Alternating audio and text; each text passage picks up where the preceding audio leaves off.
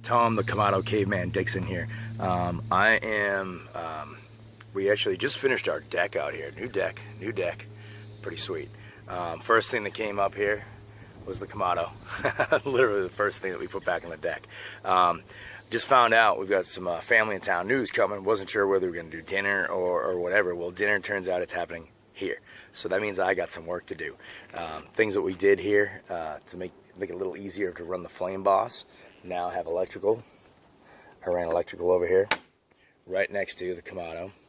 So now I'm gonna make ribs. I decided ribs are the thing we're gonna do. So it is time to fire up the Kamado. I've got some. I actually have Royal Oak charcoal in there today. That's what I have. I like Royal Oak. It burns a little quicker than some of the things like Fogo, but I do like it. It's still gonna be a great flavor. So now it is time for me to grab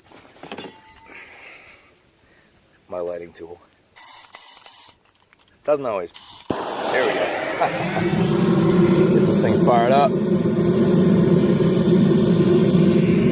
Then I gotta run to the store and get some ribs. Alright.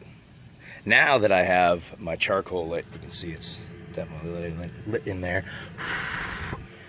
Yeah.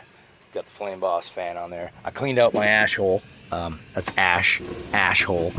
Don't get crazy on me now. Now we're going to put the lava stone in because we're smoking today. I clean my shelf. So to smoke with a Kamado, we throw in the lava stone, which is what they recommend, made for this.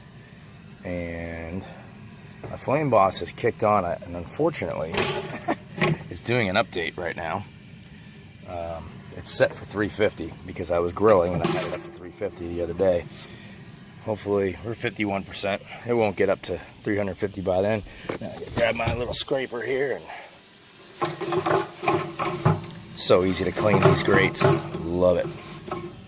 Stainless steel grates on the Vision grill. I'm going to end up throwing the ribs on a rack because I'm going to do 2 racks of ribs. I've got a rib rack we'll throw in here in just a little bit. But I've got my Flame Boss probe up here, up and out of the way. I often put it right on the grate, but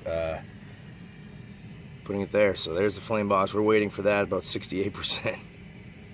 Set that to 225 and we'll smoke some ribs. I got to get to the store. Okay, ribs have been obtained. If you notice, I always pull the membrane off. This is what it looks like before. This is what it looks like after. Some people like to leave it on. I like to leave it off. It's just a better eating experience. There's still going to be a little connective tissues in there, but for the most part, it's a lot easier. I've also whipped up a little rub that I made with some adobo seasoning, a little bit of garlic and pepper and paprika and chili powder and a little bit of mustard powder, just to give it a little flavor on there, a little something different. I try to do different things all the time. This is something I've done. Oh, a little onion powder in there too, I think. I just kind of go through my cabinet. Oh, cumin. I didn't add cumin. I'm going to add cumin to this.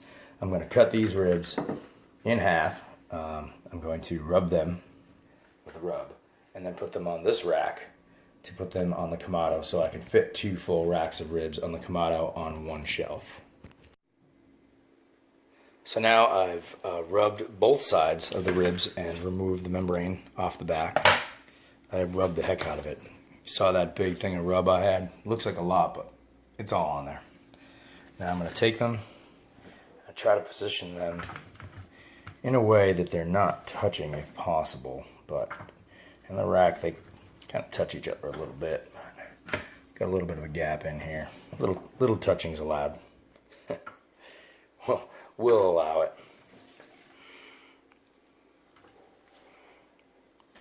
There we go. Kamado's up to temperature. Time to get them on. So we're back out here at the Kamado. We've got our ribs ready to go, which I should add are all-natural Smithfield back ribs. Now because we have a chance of some rain under my little Kamado here, I have my Flame Boss hidden. You can see we're sitting right at temperature there. Fan's maintaining everything. and we are ready to go. So I'm just gonna easily pick this rack up. I can even kind of do this with one hand. I'm gonna set it right in the middle like that, and we'll see you in 5 or 6 hours. Little sauce here. This is a little keto approved sauce. This sauce has a bunch of spices and vinegar, some olive oil. I'll put the recipe. I found this recipe online. It's not my own. I'll put the recipe down in the bottom on YouTube. So make sure you check that out. But I'm gonna put a little bit on the ribs. This is our first view. They've been on here about 4 hours or so, a little over that. So this is my first time doing this with the rack. Oh, this is gonna be interesting. Guess if I have to pull it out to put a little sauce on there, but I want to get a little smokiness into the sauce, so we want to do this right before it's done. It's just a little sauce, just add a little moisture to it. It's not something I do very often, but I'm in the mood. Get back in there. I already got the bones kind of pulling out here, so that's good. Boy, oh boy. I may rethink this sauce thing if I'm going to use this rack. Well, I'll get to that. You don't have to watch me do all that, but stay tuned, you see the rest of it.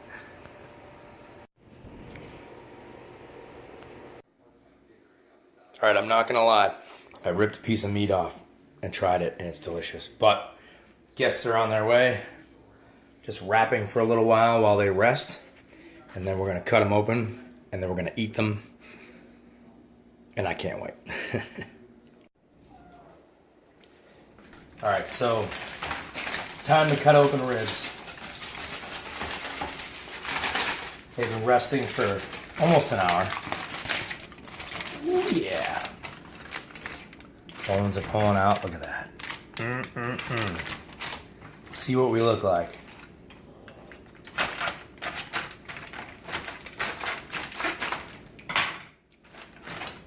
No effort at all. Nice smoke ring. That's how we do ribs.